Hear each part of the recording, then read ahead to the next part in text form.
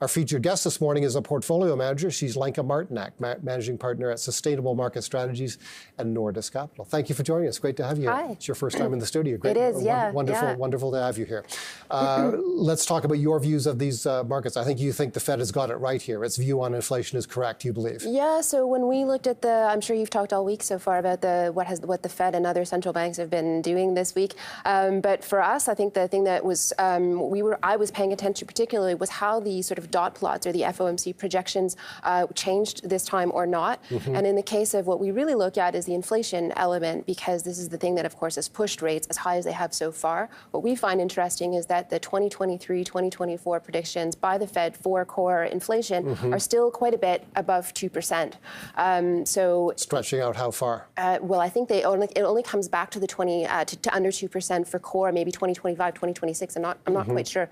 I personally don't look too far out past the 2-year mark. Mm-hmm. But basically, I think that what it's telling you is that if you're just looking at core, it's unlikely that the Fed themselves, think that they're going to stop. I think we're going to talk about food and maybe even oil a little bit later mm-hmm. in the show. Mm-hmm. But if we look at the sort of the bigger picture in inflation, there's lots of reasons I think to think that we need to be a little bit more cautious on when we talk about inflation coming down mm-hmm. too rapidly in the U.S. Higher for longer is the message that the stock market investors have to absorb. Yeah. It's a difficult lesson. They seem not to want to absorb that lesson at times. Yeah, and what I would add to that is that, when we saw a bit of a rate back up last year around this time, we have to remember that the consumer was in a fairly different position in the U.S.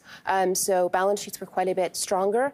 So when we're going into this mini rate hike cycle or mini sort of uptrend in yields that we're seeing, we're starting from a consumer that's probably not quite as healthy as we saw when they took it last year at this time. Mm-hmm. And so you are avoiding or underweighting consumer discretionary stocks, correct? Yeah, so basically we're, as you know, we do sustainability investing. We're really focusing on sustainability themes.